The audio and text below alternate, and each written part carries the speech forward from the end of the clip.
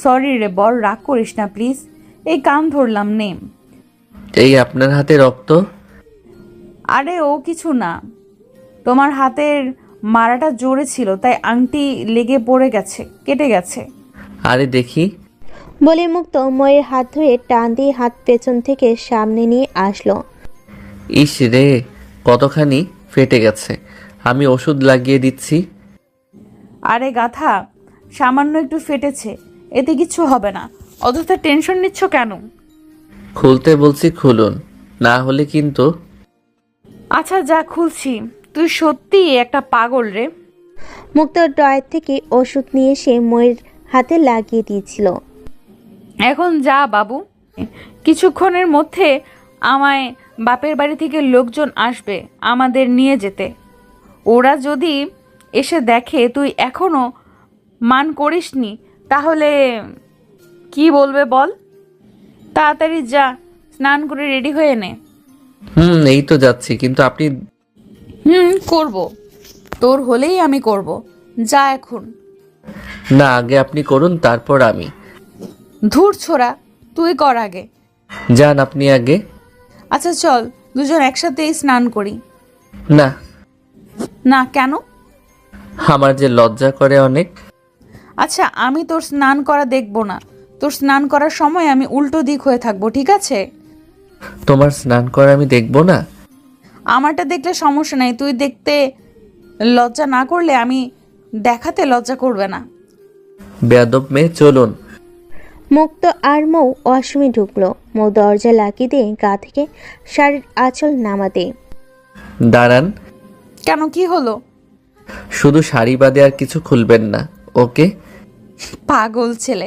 আচ্ছা তাই হবে, তুই বললে তাই, না বললেন নাই।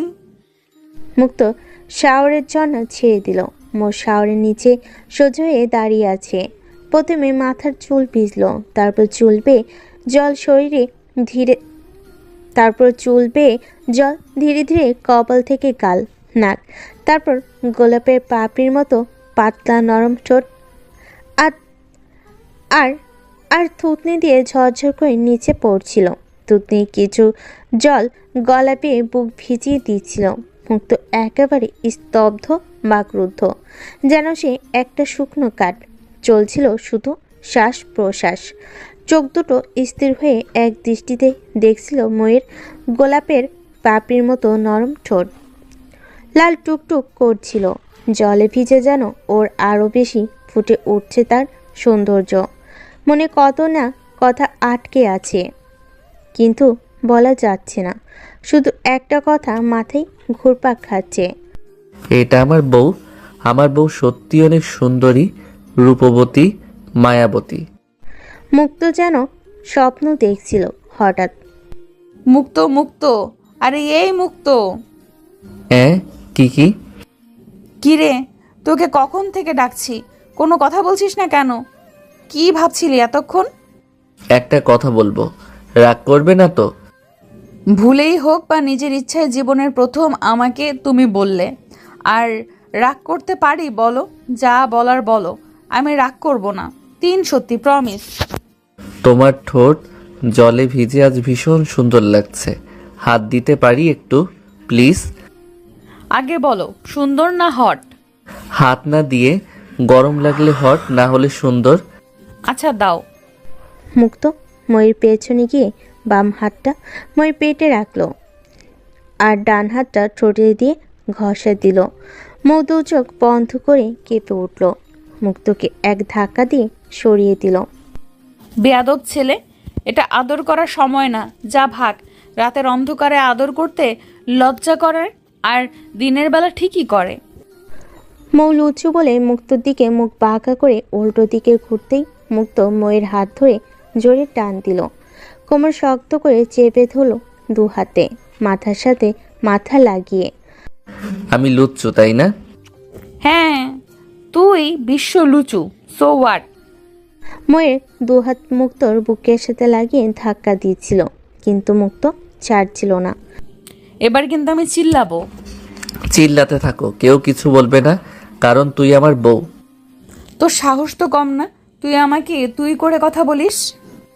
তো সো হোয়াট? দাঁড়া দেখাচ্ছি। বাঁচাও বাঁচাও, আগুনে পুড়ে গেলাম। দাঁড়া, তোর আগুন নেভাচ্ছি। বলেই মুক্ত ময়ের ঠোঁটে ঠোঁট বসিয়ে দিল। মৌ শুধু ও ও করছিল। কিছুক্ষণ ধস্তাধস্তি করার পর আর পারল না, চুপ হয়ে গেল। মুক্ত ভয় পেয়ে মৌকে ছেড়ে দিল। দাঁড়া, তোর আগুন নেভাচ্ছি বলে মুক্ত ময়ের ঠোঁটে ঠোঁট বসিয়ে দিল। মৌ শুধু করছিল। কিছুক্ষণ ধস্তাধস্তির পর আর পারল না, চুপ হয়ে গেল। মুক্ত মনে মনে ভয় পেয়ে গেল। যা, অজ্ঞান হয়ে গেল নাকি? মৌকে ছেড়ে দিল। মৌ ছাড়া পেয়ে গালি দিতে আরম্ভ করলো। হারামি কুত্তা, ড্যামনা ছেলে। ছি ছি ছি, বরকে কখনো মানুষ এসব বলে? মৌ রেগে যেয়ে হাঁপাতে হাঁপাতে বলতে লাগলো। রাক্ষস, আর একটাও কথা বলবি না তুই আমার সাথে। এমনভাবে ধরেছিলি, আর একটু হলেই তো মরে যেতাম রে হারামি। কিস করলে মানুষ মরে? আচ্ছা বাবা, ঠিক আছে, সরি। আপনাকে আর এইভাবে জড়িয়েও ধরবো না, আর হ্যাঁ, দেব না। মৌ আরও রেগে গিয়ে দু চোখ উপরের দিকে তুলে। এক মিনিট, আমাকে জড়িয়ে ধরবি না আবার দিবি না মানে কি? তাহলে কাকে দিবি রে লুচু ছেলে? আপনি দিতে না দিলে কি করতে পারি বলুন? তাহলে অন্য মানুষকে দিয়ে মনের শখ পূরণ করতে হবে। কথাটা আরেকবার বল, কি বললি? আরেকবার বল সাহস থাকলে। Come on. আরে না না, কিছু না, কিছু বলিনি। আপনার কোথায় যেন একটা ভুল হচ্ছে। মুখ খামছে মুক্তোর চুল চেপে ধরলো। ওই শালার পো শালা, মাদার টোস্ট, আমার ভুল হচ্ছে তাই না রে? লাগছে তো, চুল ছাড়ুন। ইস, চুপ কর, এক লাথি দেব না, আজকে মাকে সব বলে দিব। আমি তোর নতুন বউ আর তুই আমায় রেখে অন্য মেয়ের সাথে ফষ্টি নষ্টি করবি। এত বড় মিথ্যা কথা ধর্মে সইবে না। এটা সম্পূর্ণ গুজব। তোর গুজবের গোষ্ঠীর পিণ্ডি হে। তুই কি ভাবছিস তুই একাই পারিস আর আমি কচি খুকি? আপনার কাছে থেকেই তো সব শিখছি। এখন চুল ছাড়ুন প্লিজ, লাগছে। এখন 10 বার কান ধরে উদ্বস কর। চুল ছেড়ে দিয়ে। না না, এটা কেমন কথা? তা না হলে আমি মাকে সব বলে দিব। মা, বলে জোরে চিৎকার দিতে মুক্তময়ের মুখে হাত দিয়ে দেওয়ালের সাথে ঠেসে ধরল। এক হাত কোমরের পেছনে আর অন্য হাত মুখে। মৌ কিছু করতে পারছিল না, শুধু মাথা জাগিয়ে নানা করছিল। মুক্ত কিছু না শুনেই ময়ের গালে মুখ বসিয়ে দিল এক কামড়। হাত দিয়ে মুখ চেপে ধরতে মৌ চিৎকার করতে পারল না, শুধু উন করছিল। না পেরে জোরে মুক্তকে ধাক্কা দিয়ে সরিয়ে দিল। শালা মাদার বোর্ড হারামি। মহাশয় রাতে পারে না আর দিনের বেলা যেন চন্দ্র জয় করছে। রাতে তো সবাই মজা করে, আমি না হয় দিনে করলাম, সো হোয়াট? না না, কিছু না। এখন চল, দেরি হয়ে যাচ্ছে, বাইরে সবাই ওয়েট করছে, আমাদের যেতে হবে। চলুন। স্নান সেরে মৌ বাহিরে বের হতে মুক্ত ময়ের দিকে তাকিয়ে মুখ চেপে ধরে হি হি করে হাসতে শুরু করলো। মৌ মাথা বাঁকা করে মুক্তর দিকে তাকিয়ে জিজ্ঞেস করলো। আশ্চর্য, হাসছিস কেন? আমি জোকার নাকি? আরে না না, এমনিতেই। শালা আবাল, মেন্টাল, অটিস্টিক, আয়নার সামনে থেকে সর, চুল আছড়াবো। মুক্ত বুঝতে পারলো ওর এখন সমস্যা আছে যদি ঘরে থাকে, তাই আয়নার সামনে থেকে সরে এসে ধীরে ধীরে গা টিপে টিপে রুমের বাইরে যেতে লাগলো। মৌ আয়নার সামনে দাঁড়িয়ে চিরুনি হাতে নিয়ে আয়নায় মাথার চুলে হাত দিতে চমকে উঠল, গালে হাত দিয়ে। এ কি আমার গালের কি অবস্থা? কামড়ের দাগ উঠে গেছে। তার মানে হারামিটা এই জন্যই হাসছিল। মৌ দাঁতে দাঁত তুলে পেছনে তাকিয়ে দেখে মুক্ত সুরসুর করে রুম থেকে বের হয়ে যাচ্ছিল।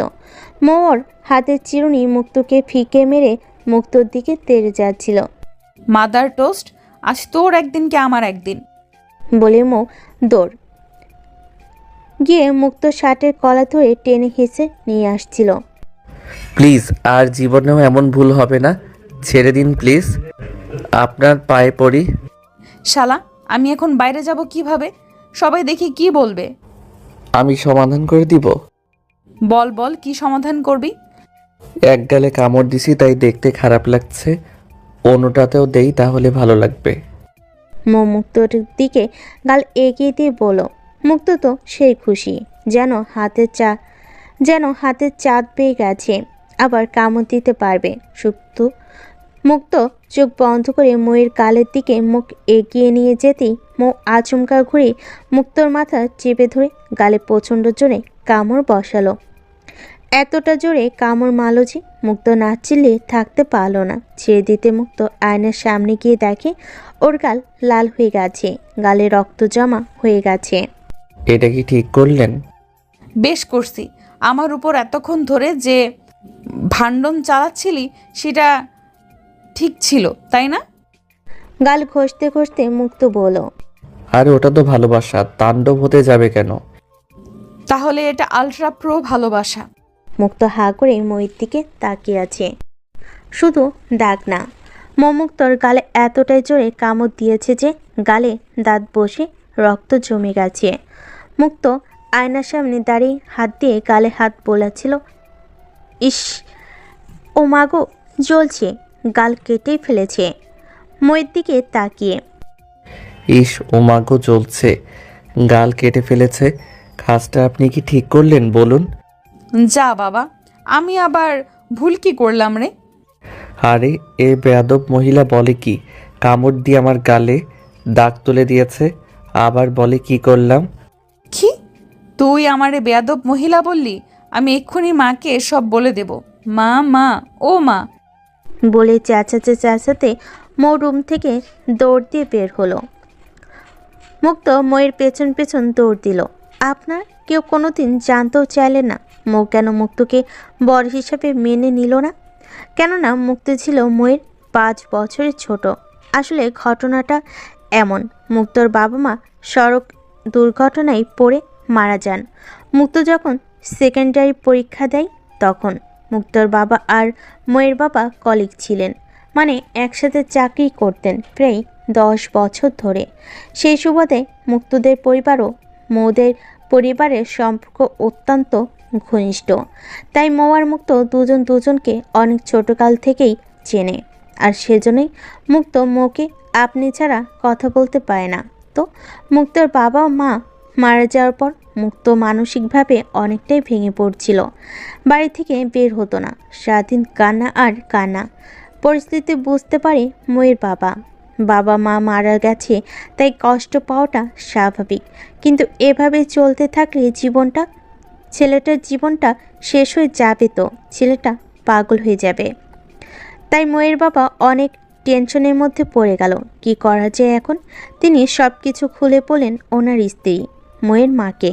ঠিক তখনই ময়ের মা বলেন, আচ্ছা, একটা কাজ করলে কেমন হয়? কি করবে বলো? ময়ের সাথে ছেলেটার বিয়ে দিয়ে দিলে কেমন হয়? এটা তো আমিও প্রথমে ভেবেছিলাম, কিন্তু মৌ রাজি হবে? সেটা আমি দেখব, আমি ওকে রাজি করাবো।